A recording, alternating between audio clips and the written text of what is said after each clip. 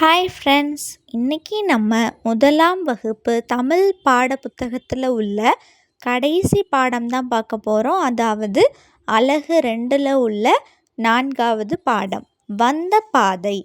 இவ்வளோ நாளும் நம்ம தமிழில் படித்த எல்லாத்தையுமே நம்ம திரும்பி பார்க்க போகிறோம். எழுத்துக்களை உரிய இடத்தில் எடுத்து எழுதுக. அதாவது அ, ஆ, இ, ஈ, உ, ஊ, ஏ, ஏ, ஐ, ஓ, ஓ, ஔ. இந்த எழுத்துக்களெல்லாம் அதற்கு உரிய இடத்துல நம்ம எடுத்து எழுத போகிறோம். அதாவது எந்த எழுத்து எந்த பொருளுக்குரியது அப்படின்னு சொல்லி நம்ம பார்த்து அந்த பொருளுக்கு மேலே எழுத போகிறோம்.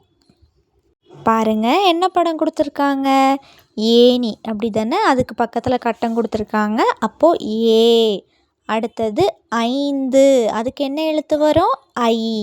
அதுக்கப்புறம் அந்த தண்ணிக்குள்ளே பாருங்கள் ஓடம் நிற்கிது, அப்போது ஓ. அப்புறமா இந்த பையன் படிக்கிற புக்கில் பாருங்கள் ஒரு சைடு ஒட்டக சிவங்கி கொடுத்துருக்காங்க, அப்போது ஓன்னு எழுதிக்கோங்க. அடுத்தது இந்த சைடு பாருங்கள் ஔவையார் படம் கொடுத்துருக்காங்க, அப்படி தானே? அப்போ என்ன எழுத்து? ஔ, அப்படி தானே? அப்போ அந்த கட்டத்தில் ஔ அப்படின்னு சொல்லி எழுதிக்கோங்க. அடுத்தது பாருங்கள், அந்த ஆடு நிற்கிது, அப்படி தானே? அப்போ அதுக்குரிய எழுத்து என்னது? ஆ.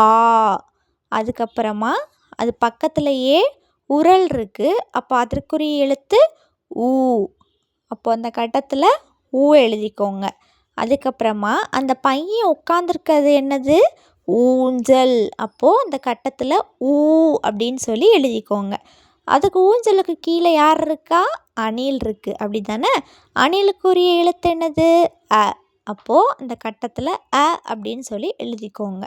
அதுக்கப்புறமா அந்த சைடு பாருங்கள் எலி இருக்குது, அப்படி தானே?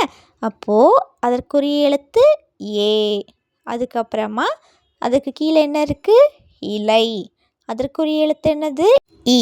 அடுத்தது ஈ கொடுத்துருக்காங்க பாருங்கள், அதற்குரிய எழுத்து ஈ அப்படின்னு சொல்லி எழுதிக்கோங்க. சரியா?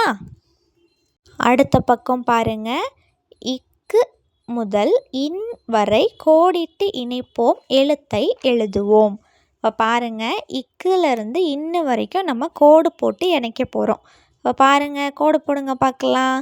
இக்கு, இங்கு, இச்சு. அடுத்து என்ன வரும்? இஞ்சு வரும், அப்படி தானே? அப்போ அந்த வழியில் போகக்கூடாது, இந்த வழியில் போங்க பார்க்கலாம்.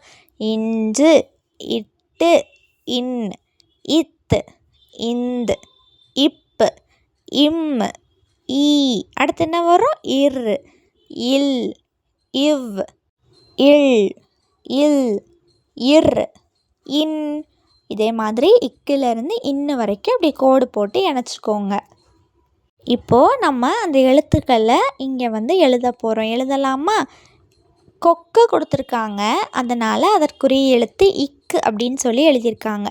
நீங்கள் ஆர்டராக இக்குலேருந்து இன்ன வரைக்கும் எழுத போகிறோம். அந்த படத்தை வச்சு நம்ம கண்டுபிடிச்சி எழுத போகிறோம். அடுத்தது பாருங்கள், சங்கு. அப்போது அதற்குரிய எழுத்து என்னது? இங்கு. இங்குன்னு சொல்லி அந்த டேஷில் எழுதிக்கோங்க. அடுத்தது என்ன படம் கொடுத்துருக்காங்க? எலுமிச்சை. அதற்குரிய எழுத்து இச்சு அப்படின்னு சொல்லி அந்த டேஷில் எழுதிக்கோங்க. அடுத்து என்ன கொடுத்துருக்காங்க? இஞ்சி.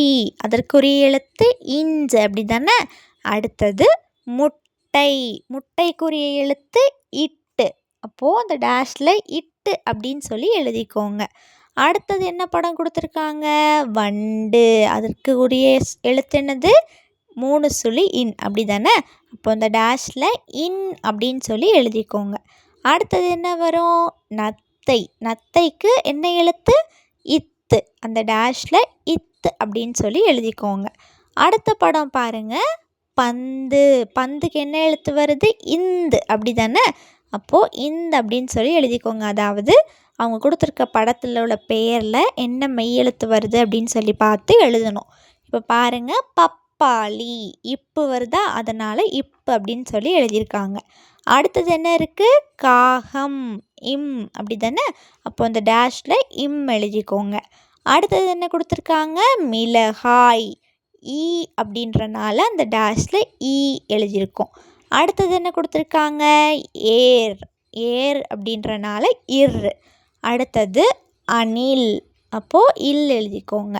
அடுத்தது செவ்வாழை இவ். அடுத்த படம் பாருங்கள், கேழ்வரகு அப்போது இல். சரியா? அடுத்தது முள், முள்ளுக்குரிய இல்லை வந்து எழுதியிருக்காங்க. அடுத்தது கற்றாழை அப்போது இர் அப்படி தானே, அதனால் அந்த டேஷில் இர் எழுதிக்கோங்க. அடுத்து கடைசியாக என்ன படம் கொடுத்துருக்காங்க? மீன், மீனுக்குரிய எழுத்து இன் அப்படி தானே, அப்போது இந்த டேஷில் இன் அப்படின்னு சொல்லிட்டு எழுதிக்கோங்க. அடுத்த பக்கம் பாருங்கள், முதல் பருவ கற்றல் பயணத்தில். நம்ம இவ்வளோ நாளும் இந்த தமிழ் புக்கில் நம்ம அந்த ஃபஸ்ட் டேர்மில் என்னென்ன படித்தோமோ எல்லா டாபிக்ஸும் இங்கே கொடுத்துருப்பாங்க. எல்லாமே எனக்கு தெரியும், நான் நல்லா படிச்சிட்டேன் அப்படின்னா இது எல்லாத்தையும் டிக் பண்ணிக்கோங்க. ஓகேவா? அவ்வளோதான், ஃபஸ்ட் டேர்மோட தமிழ் பாடம் முடிஞ்சிருச்சு. ஓகே ஃப்ரெண்ட்ஸ், இதே மாதிரி நிறைய வீடியோஸ் பார்க்க நம்ம சேனலை சப்ஸ்கிரைப் பண்ணிக்கோங்க. இந்த வீடியோ உங்களுக்கு பிடிச்சிருந்துச்சுன்னா லைக் பண்ணிக்கோங்க, உங்கள் ஃப்ரெண்ட்ஸ்க்கும் ஷேர் பண்ணுங்கள். தேங்க்யூ.